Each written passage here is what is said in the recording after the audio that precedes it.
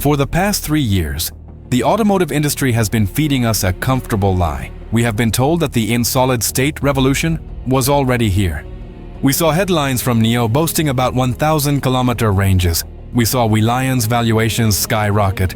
We saw Goshen and CATL promising the world. But deep down, any engineer with a fundamental understanding of thermodynamics and electrochemistry knew something was amiss. The numbers didn't add up. The safety profiles didn't match the theoretical models of a true solid electrolyte. Well, as of this week, February 2026, the party is officially over. The Chinese Ministry of Industry and Information Technology, MIIT, in conjunction with the National Battery Standardization Committee, has just dropped a regulatory hammer that shatters the marketing departments of half the EV industry. The new regulation is crystal clear, and it is brutal.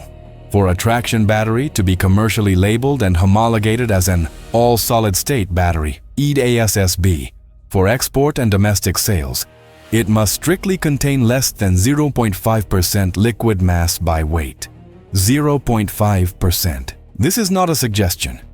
It is a definition. Why does this matter? Because until yesterday, companies like NIO and their supplier Willion were marketing batteries with 5% to 10% liquid electrolyte gel as solid state. Under this new legal framework, these are now legally classified as semi-solid or hybrid liquid-solid. This might sound like mere semantics, but in the world of engineering, definitions are everything. It means the premium technology that justified the exorbitant price of the NIO ET9 or the urgency behind the Xiaomi prototypes has been downgraded overnight. They are selling you an evolution, not the revolution they promised. However, amidst this chaos of reclassification and PR panic, one manufacturer remained suspiciously quiet. SAIC Motor, the owner of MG and IM Motors, didn't join the shouting match last year. Why? Because while others were rushing to put a solid-style sticker on a gel battery, SAIC was solving the actual chemical bottleneck. Their Phase 2 battery, developed with Qingdao Energy, is the only one currently entering mass production that complies with the strict 0.5% limit. They weren't waiting for the hype. They were waiting for the law to kill their competition. Today, we are going to dissect exactly why the semi-solid was a lie and how SAIC's sulfide-based chemistry has effectively won the war for the next decade of electric mobility.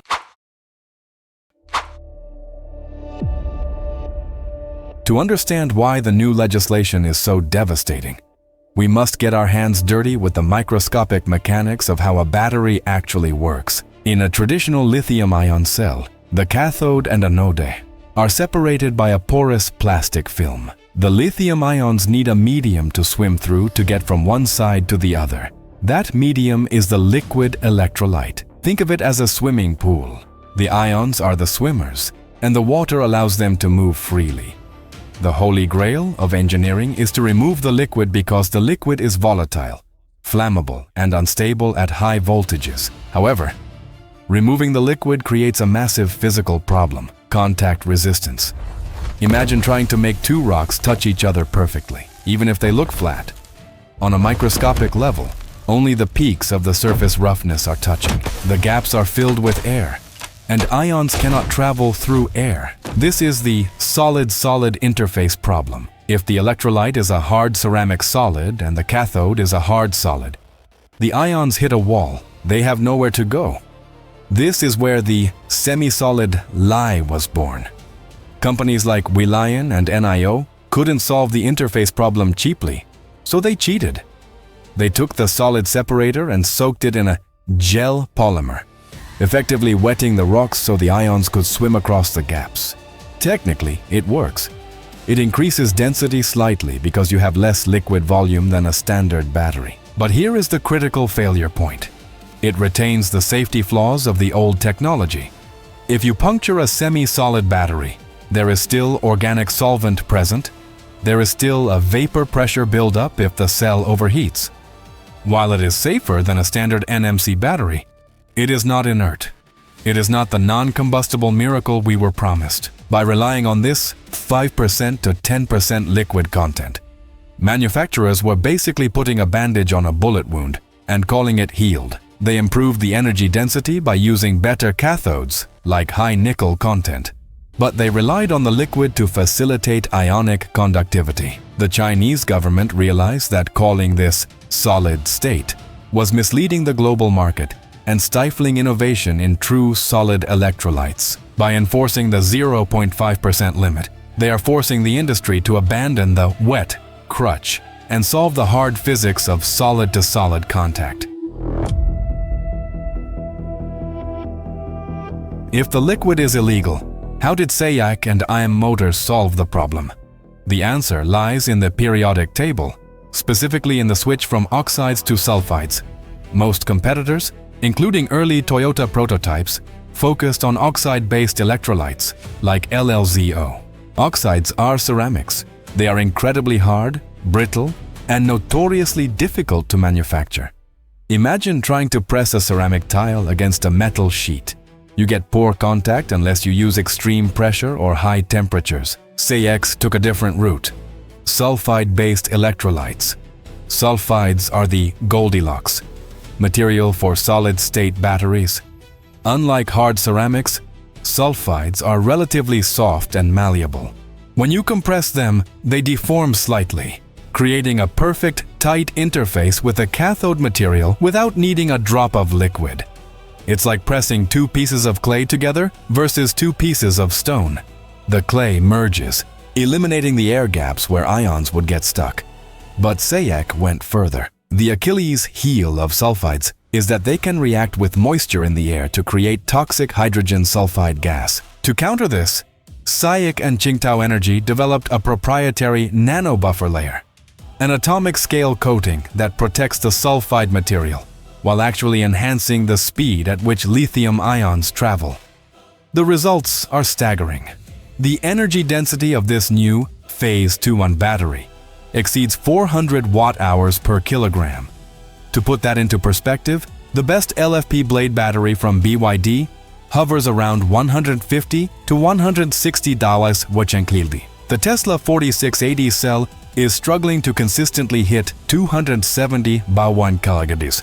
SAIC has effectively packed nearly double the energy into the same mass. For a vehicle, this physics dictates two possible outcomes. You can either have a car with a legitimate 1,000-kilometer range that doesn't weigh 3 tons, or you can build a standard 500-kilometer range car that is significantly lighter than a petrol equivalent. This isn't just a marginal gain. It is a generational leap that renders the current lithium-ion technology obsolete for premium applications.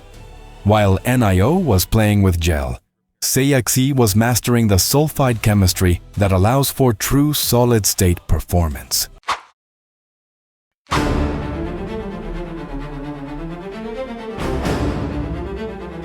Chemistry is useless if you cannot manufacture it at scale. This is where the story shifts from the laboratory to the factory floor, and where SAIC deals the final blow to the semi-solid competition. The traditional method of making battery electrodes is incredibly inefficient. It involves mixing the active materials with toxic solvents, usually NMP, to create a slurry, a wet paste. This paste is coated onto metal foils and then must be passed through gigantic drying ovens that can be up to 100 meters long. These ovens consume massive amounts of electricity and occupy huge real estate footprints. The solvent must then be recaptured and recycled, adding to the cost and environmental complexity. SAIC's adoption of sulfide chemistry enabled them to perfect the MIIT, Dry Electrode Coating, WEC process. Because they don't need the liquid electrolyte, they don't need the wet slurry. Instead, they mix the cathode powder, the solid electrolyte powder, and a PTFE binder. Using a process called fibrillation, they subject this dry powder mixture to high shear forces and then run it through heated rollers, calendaring. The pressure turns the powder directly into a solid film, which is then laminated onto the current collector.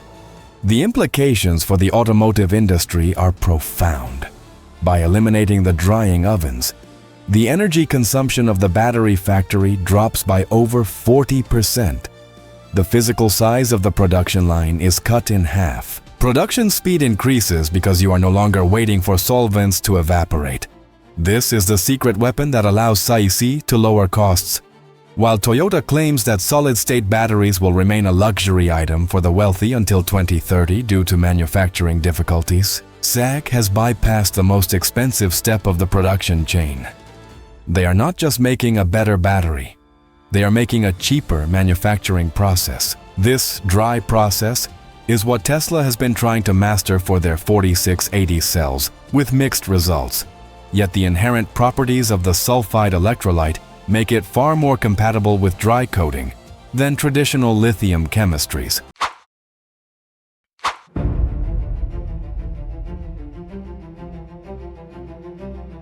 Let's talk about the nightmare scenario, a high-speed crash.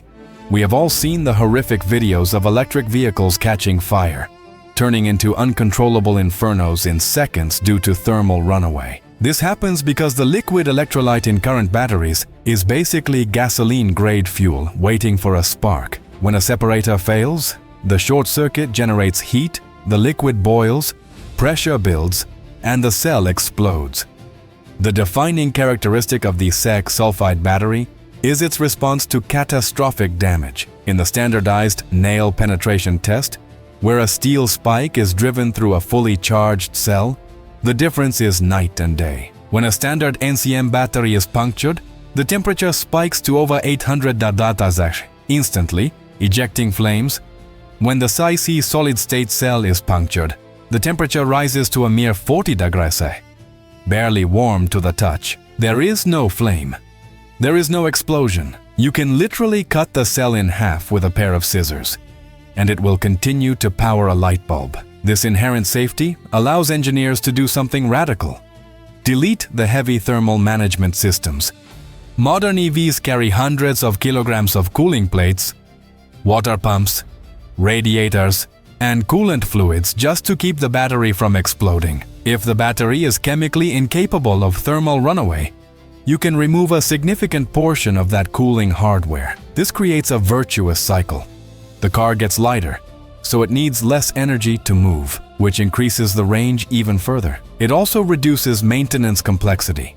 No more coolant leaks, no more pump failures. By adhering to the 0.5% liquid limit, SAIC hasn't just chased a number on a spec sheet. They have fundamentally altered the safety architecture of the vehicle. The semi-solid CE competitors cannot claim this because they still contain liquid gel. They still require robust cooling systems and heavy armor plating to protect the cells, negating many of the weight advantages they claim to have.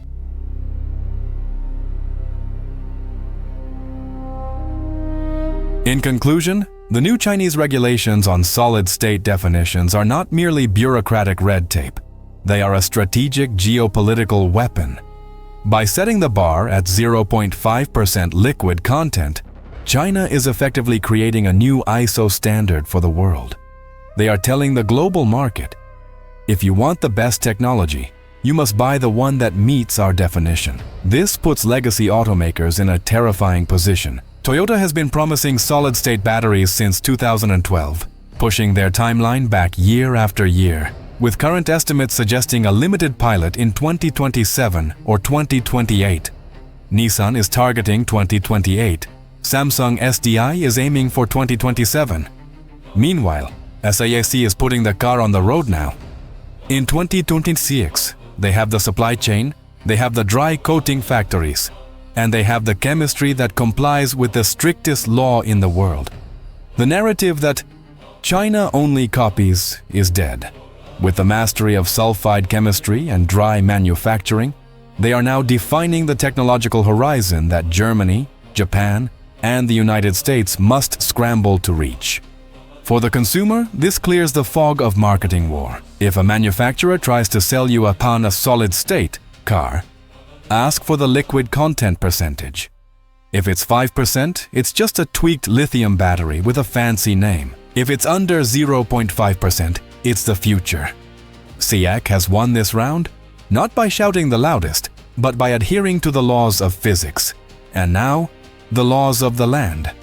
The era of the semi-solid lie is over. The era of the true solid state has begun, and it speaks Mandarin.